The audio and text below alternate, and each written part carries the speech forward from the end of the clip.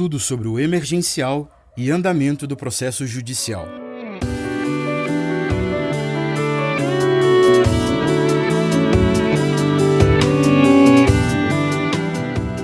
Olá, nós somos a AEDAS, Associação Estadual de Defesa Ambiental e Social, uma das assessorias técnicas independentes escolhida pelas atingidas e atingidos para acompanhar o direito à reparação integral depois do rompimento da barragem Mina Córrego do Feijão, da Vale. Emergencial. Vamos te contar agora em que pé estão as decisões sobre o emergencial. Para começar essa conversa, temos que entender o que é o pagamento emergencial. Em julho de 2019, a Vale foi condenada pelo rompimento, se tornando o poluidor pagador. Foi condenada também a reparar integralmente os danos causados, mas o caminho para fazer essa decisão acontecer pode ser longo. Dentro de tudo isso que a Vale tem que devolver, o emergencial é uma pequena parte, que no momento é a mais urgente. É importante ressaltar que o emergencial não será descontado das indenizações individuais. Nós, da AEDAS, entendemos que sem medidas urgentes como o pagamento emergencial, as pessoas ficam sujeitas a aceitar qualquer acordo, mesmo os que não a satisfaçam. Assim, o emergencial garante condições básicas para a participação dos atingidos na caminhada de identificação dos danos e construção das medidas reparatórias. Por isso, entendemos que ele é central nesse momento, mas fica a lembrança de que o emergencial não repara danos, ele é só um esforço para que esses danos não aumentem. Apesar disso, o pagamento foi definido em fevereiro de 2019, já prevendo um prazo para acabar, que seria em outubro, mas depois de pressão, esse prazo foi adiado para 30 de novembro. Nesse período, houve cortes e muitas outras pessoas ficaram-se de fora, outras nem chegaram a receber. Uma necessidade já apontada é contemplar mais pessoas com esse emergencial. Ao final, precisamos de novos critérios para a continuidade do pagamento, e é aí que entra o processo judicial. Processo judicial. Um dos nossos papéis enquanto assessoria técnica independente, a ATI, é garantir a participação informada. Com isso, vamos fazer um esforço de resumir o que tem ocorrido nesse processo na Justiça. Na última audiência judicial, no dia 22 de outubro, realizada a portas fechadas, uma proposta de acordo entre a empresa Vale e o governo de Minas foi discutida, sem a participação das atingidas e dos atingidos, nem das assessorias técnicas independentes, nem do Ministério Público Federal. O acordo não foi fechado, mas vários pontos foram debatidos. Esses pontos vão retornar em outra audiência, no dia 17 de novembro.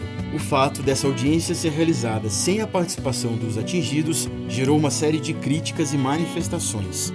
Depois disso, as 3 ATIs que atuam no Paraopeba, AEDAS, Instituto Guaicuí e NACAB, foram convidadas pelo Comitê Gestor Pro Brumadinho, que reúne vários órgãos e secretarias do governo de Minas, e convocadas pelas instituições de justiça para uma reunião que aconteceu no dia 3 de novembro. Nessa reunião, as ATIs afirmaram que não pretendem e nem existe a possibilidade de negociação sem a participação dos atingidos. Nós, da AEDAS, reafirmamos que não estávamos ali para representar os atingidos e reivindicamos o acesso aos documentos para promover a participação informada da população atingida. Nesta reunião, o ponto principal foi a necessidade de ser assegurada a todos os atingidos da bacia do Paraopeba a possibilidade de conhecimento dos termos do acordo e a participação na construção desses termos, e não apenas o acompanhamento de um possível acordo. Para que essa proposta das instituições de justiça e do governo faça sentido, precisamos de amplo debate com todos os envolvidos. Por isso, as assessorias, as ATIs, solicitaram acesso aos termos do acordo para que seja possível discuti-lo com as comunidades atingidas. No final do dia 4, nós da AEDAS recebemos da CIMOS, do Ministério Público de Minas Gerais, os seguintes documentos: Proposta de acordo do Governo de Minas para a Vale, Carta-resposta da Vale e documento de apresentação do Comitê Pro Brumadinho. Encaminhamos esses materiais para as comissões de atingidos e estamos estudando os documentos para apresentar e discutir seu conteúdo com as pessoas atingidas. Segundo o coordenador do Comitê Pro Brumadinho, o objetivo do acordo seria, abre aspas, tirar do papel de forma rápida e justa a reparação, focando a reparação por meio do fortalecimento, ampliação e melhoria do serviço público e obras de infraestrutura que gerem emprego e renda, fecha aspas. A Vale apresentou no dia 3 a sua contraproposta ao acordo, mas o documento foi colocado sob sigilo por determinação do Tribunal de Justiça. Assim, neste momento, somente a Vale, o Estado de Minas Gerais, as instituições de justiça estadual e federal têm acesso ao processo judicial e ao documento.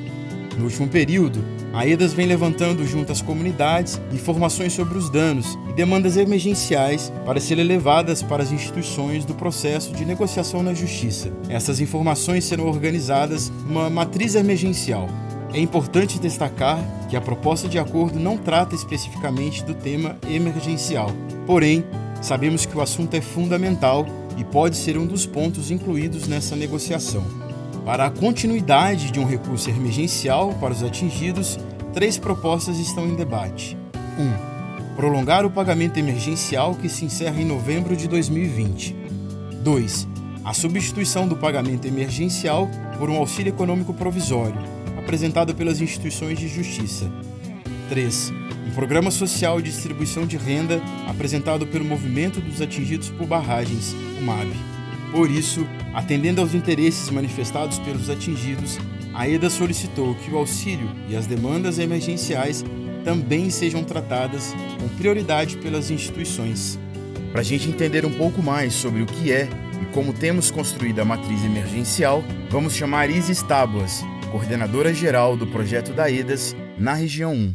A partir do registro de mais de 2.600 famílias e do diálogo com mais de 60 comunidades organizadas e mais de 370 grupos de atingidas e atingidos, a EDAS encaminhou às instituições de justiça um documento sobre a elaboração de 38 critérios para o recebimento do auxílio econômico provisório. Essa elaboração se concentrou em 2 eixos. O primeiro é quem precisa receber. Estabelecemos, assim, categorias para esses grupos. E o segundo, por que precisa receber. Nesse eixo, construímos as justificativas sociojurídicas.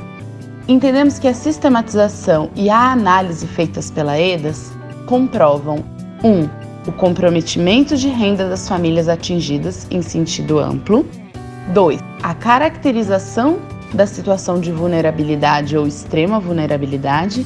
E 3. A relação de causa e efeito com o desastre sociotecnológico provocado pela Vale. As assessorias técnicas independentes, assim como o pagamento emergencial, são conquistas dos atingidos. Devem ser entendidos como meios de garantir a participação informada das pessoas atingidas, para que elas possam expressar suas opiniões e anseios. As pessoas atingidas devem ocupar papel central no processo de reparação, afinal, a vida, os direitos e projetos dessas pessoas é que foram atingidos.